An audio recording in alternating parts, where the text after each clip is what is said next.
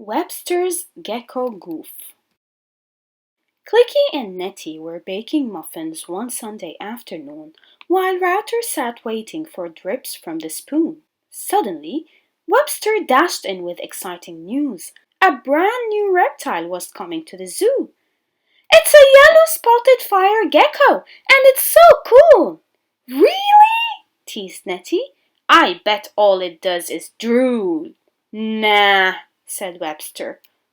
"Ah," Nettie said. "Don't argue," interrupted Clicky. "Look up the facts instead." "Great idea," said Webster. "I know just what to do. I'll look it up online. Everything you read there is true." Webster?" Clicky began. But he was talking to space. Webster was off to the computer to build up his case. "Aha!" Webster exclaimed. "Totally true zoofacts.com. They'll have what I need to prove Nettie wrong." And because the information was on a website, Webster never considered that it might not be right. "The yellow-spotted fire gecko," Webster read, "is a rare reptile, easily identified by his pompadour hairstyle. The gecko likes to dress up, most often in suits, accompanied by a pair of orange cowboy boots. Because these geckos don't like to be alone, cities are the places they most often call home. They stroll down the streets in crowds of 2 or 3 and stop in cafes for scones with jam and tea." "Tea-drinking geckos?" Nettie interrupted. "That sounds absurd. I don't believe this, not one single word." "Webster," asked Clicky, "is this really all true?" "Yes," said Webster, "and there's even more it can do.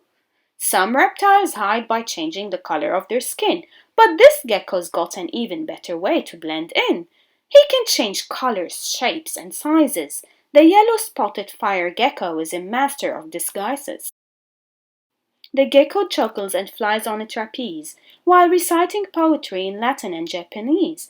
And if that isn't enough to brighten your day, he also makes the world's best chocolate souffle."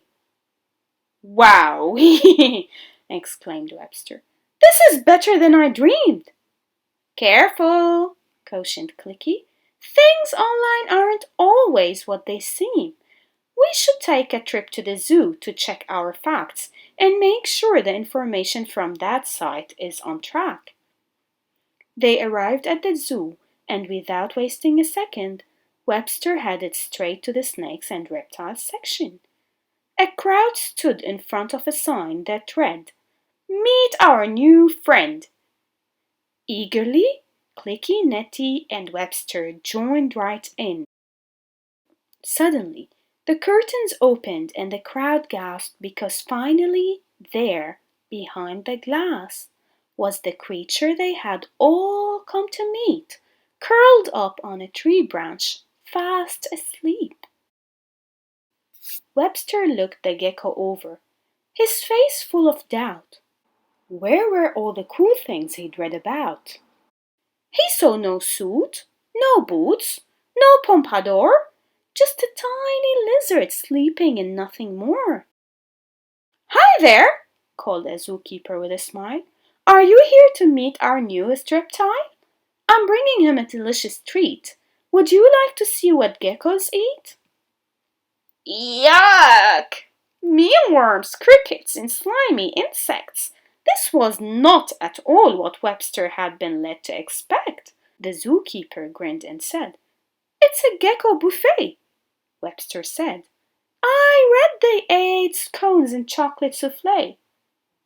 "Webster," asked Clicky, "did you triple-check your facts?" "Triple-checking?" echoed Webster. "What's that?" Clicky replied, "It's how you test a fact to see if it's true. It should be on 3 trustworthy sites, like those that end in .gov or .edu. So," he continued, "if only one site mentions a trapeze—" Ah, then that's, Webster said, something I should not believe.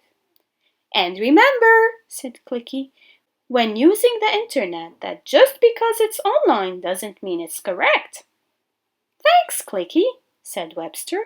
I think I've got it, and if there's false information, I'll know how to spot it. Still, he said, as they turned to leave, I wish he did speak Japanese.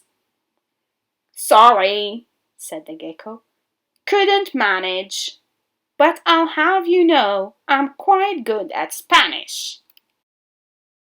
If you like this read aloud, click on like and visit netsmartskids.org for more ebooks and activities.